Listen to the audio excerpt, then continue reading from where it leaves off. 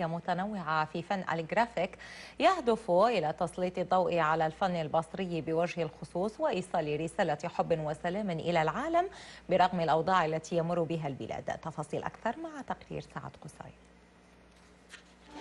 وصل فن الجرافيك إلى مدينة البصرة وصار له رواد لم يقتصر دورهم على نشره بين أقرانهم وحسب، بل بتنظيم مسابقات كهذه وبجهودهم الذاتية.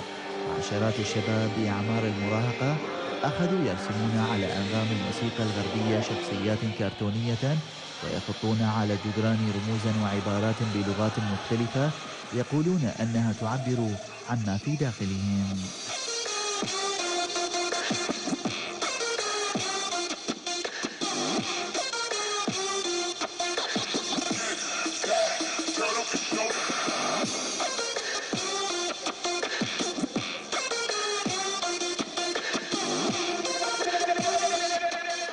هواة الفن الجرافيك هذا الفن الغربي الوافد إلى المجتمع الشرقي يحاولون أن يميزوا أنفسهم بالأزياء التي يرتدونها، لا بل حتى بالرسومات التي تمثل فنا حديثا تمرد على النمط السائد في الفن التشكيلي الذي ينحدر منه الجرافيك، الفن الذي لا تستخدم فيه فرشاة الرسم وإنما على جمادة الصدر الملونة. ما قاعد صار عندنا حريات بالبصرة كبصرة، لأن الأمن قاعد يعني يجرون هواي عالم ويقولون رموز عصابات، لكنها لا، هي فن تعلمناه بدا ويانا ونما ويانا وراح نكمله إن شاء الله. ولأن هذه النظرة السائدة اجتماعيا عن فن الجرافيك جاءت المسابقة لتعرف الناس برواد هذا الفن وما هي أهدافه.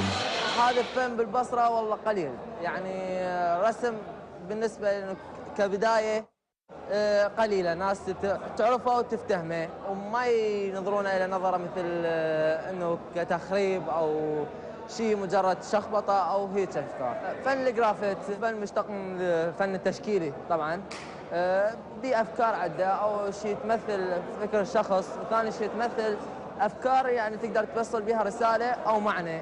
فن الجرافيكي الذي يعتبر أحد فروع شجرة الفن التشكيلي أخذ يلقى رواجا هنا بعد أن ازداد إقبال الشباب على تعلمه، حيث أصبح الجرافيك مصدرا لكسب الرزق لدى الشباب العاطلين عن العمل، ومنهم مسلم الذي تلقى طلبات لتزيين غرف الأطفال والمدارس برسوماته.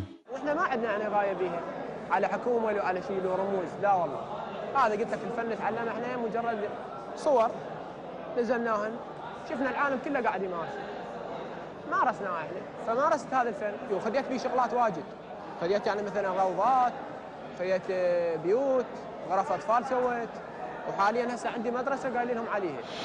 ومع كل النقد والمضايقات التي يتعرض اليها محبو هذا الفن الجديد، غير انهم مصرون على نشره مهما كانت التحديات بقولهم. من مدينه البصره سعد قصي، الحرة. مشاهدينا